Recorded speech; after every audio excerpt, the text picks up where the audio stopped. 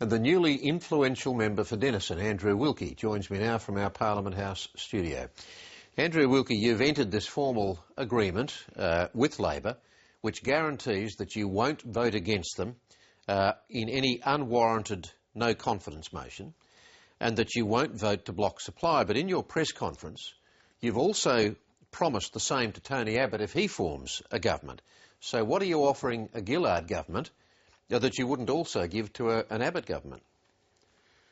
Well, good evening, Kerry. I've obviously offered the Prime Minister something very important here, that I can be counted among her numbers when trying to get to the 75 or 76. But I need to emphasise something right up front. One of the party or parties needs the numbers to form a stable government, to be able to go to the Governor-General and be able to say they can form a stable government, and that's what I'm doing for Julia Gillard. But that's the end of it. I've made it quite clear that my support that I've given today is not support for any of the ALP's policies, and that I will still approach each and every one of those policies on its merits. So, in fact, you've entered an agreement that allows Julia Gillard potentially to go to the Governor-General with your signature, along with some others, she hopes, to demonstrate that she can have majority support in the Parliament in the event of a no-confidence motion or on any money bills that are needed to run the country. But there's no guarantees beyond that on any other policy area, including some quite big and crucial policies. If you didn't agree with the government, for instance, on what it was going to try and do next with climate change, or what it was going to do next on refugees or asylum seekers. So, in fact, the only stability you personally would bring to the table is on a no-confidence motion and the money bills. Well, that's right. But, Kerry, I've got to say that many of the ALP policies are good policies. Many of the policies of the coalition are good policies. You know, there is much focus from day to day in Australian politics about, the occasional highly controversial issue which would continue to cause problems for either Julia Gillard or Tony Abbott. And there are some particular issues that I will challenge her on. The one I would challenge them both on is their asylum seeker policy.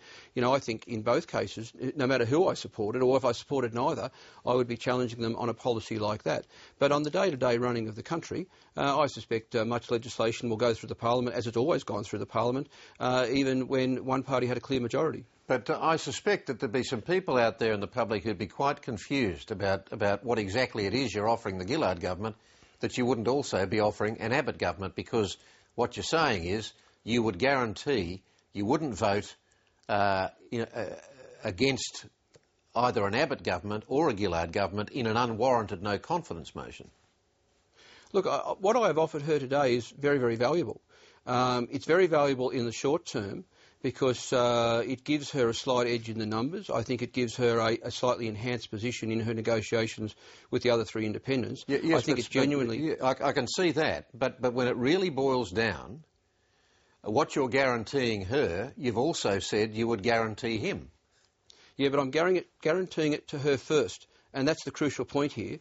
She wants to be the first one to go to the Governor-General to say she has the confidence of at least 75 or 76 members of the House of Representatives. And so that's what I have promised for her, and that's very valuable for her. Now, remember, my agreement with her is on the assumption that she becomes the Prime Minister after this is resolved. If the three country independents side with Tony Abbott, then my agreement with Julia Gillard is null and void. In which case you would, sit on the crossbenches? Yes, I would sit on the crossbenches, but I think it's still a very, very powerful position. Yeah. Because even though I've shown a favouritism towards the ALP at this point in time, if Tony Abbott becomes Prime Minister, and that is still possible, he knows that he's only one seat away from a serious problem. One by-election, one rogue member of his own party, and my vote comes back into play as desperately important to him. So I'm actually confident that even if Tony Abbott becomes Prime Minister, I will be in a position to influence policy and in a position to get some good outcomes for my electorate of Denison. By the same token, I'm not quite sure that the $1 billion from Tony Abbott would still be on the table for a new hospital for Hobart. Look, given the fact that you've now signed up with Julia Gillard. Well, I'm quite sure he might have a different view on $1 billion, but I think he might be having a different view tonight about whether or not he should have made that offer, because as generous as it was almost intoxicating to look at a piece of paper that offered me $1 billion. But I very quickly came to the conclusion that it was almost a reckless offer, because there was no indication of where that money might have come from. There was no suggestion it was part of some normal process that is in place for raising or for allocating funds. And there's also the problem that it was against a backdrop of a big black hole in the coalition's election promises. So that $1 billion, it was very attractive initially, but the gloss soon wore off. Now, I compare that with the ALP's pledge to allocate some $340 million to rebuild the Royal Hobart Hospital, but that is through the normal process of a grant from the Health and Hospitals Fund. So it is abiding by process.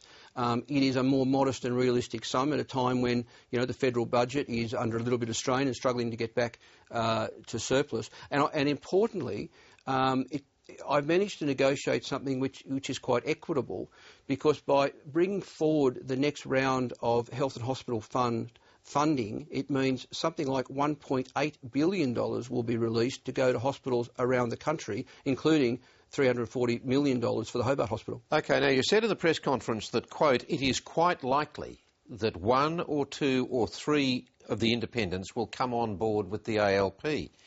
A couple of minutes later you said, quote, I have no idea whether 3 independents are going to go on this. So what makes you think that they're quite likely to support the ALP?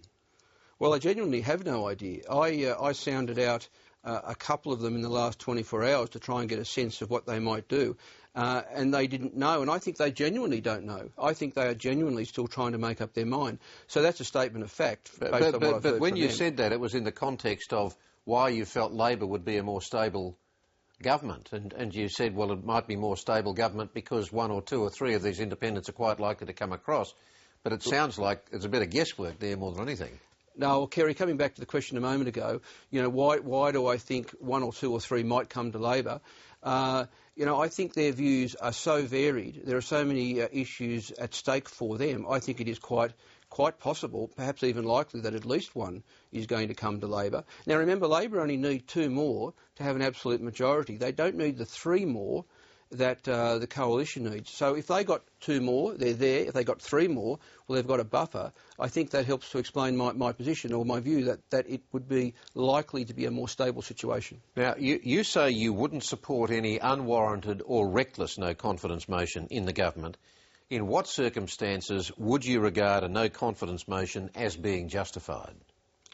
Well, the exact wording of the agreement that I've signed with the Prime Minister is that I would only support a no-confidence motion moved by me or supported by me. The point being that it has to be something that meets my standards, and my standards for this is that a government that has the mandate to govern should be allowed to govern, and it should only be the most serious matters which would bring it down. For instance, if someone was to act illegally, I mean, that's a straightforward matter. Or if someone was to act grossly unethically.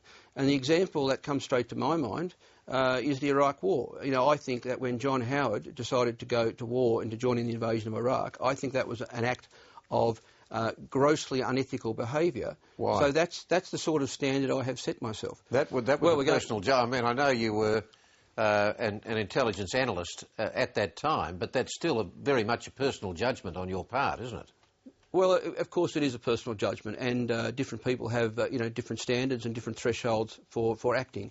But by my own personal standards, my own sense of ethics, the unwarranted and illegal invasion of another country for fraudulent reasons was an act of government misconduct greater than I could have possibly imagined.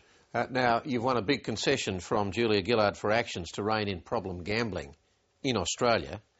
Where did your concern for problem gambling come from?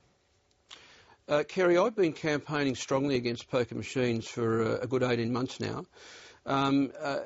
I'll confess, it started out as a somewhat theoretical concern. I saw a problem there, reading about it, hearing about it. But as I started to campaign, almost almost every day it seemed, I would meet more and more people who have been affected by poker machines in Tasmania. And the story could have been from anywhere around the country. You know, mothers, fathers, brothers, sisters, sons, daughters, people whose lives had been absolutely destroyed by poker machines. And I've reached the stage now where it's quite personal for me. I'm somewhat emotionally involved in this issue now because I have seen so much suffering. And against that, I see such little government inaction around the country. And I think, in some ways, this is my biggest achievement today, that I have got a commitment from the Prime Minister to introduce pre-commitment technologies across every state on every machine in 2014. Now, to explain what that means... Very briefly, because we're out of time. Yeah, something like a swipe card or USB plug, some means by which individual gamblers can be recognised by the machines and recognised by the network of machines, so we can keep track of problem gamblers. Machines can shut down when a problem gambler has exceeded, you know, reasonable limits, where loss amounts per hour can be regulated. It's a fabulous thing, and Kerry, if I can just add, quickly, it's a fabulous thing in its own right, but what makes this even better today is that the federal government has committed that if it cannot get the states to adopt this voluntarily, the federal government will pass legislation and force it upon the states. This is unprecedented in Australia. Now, very quickly, I know that you wouldn't have given yourself a huge chance of winning Denison. Have you had to pinch yourself in the past couple of days to make sure this wasn't a dream? Kerry, I haven't had the time or the energy to pinch myself yet.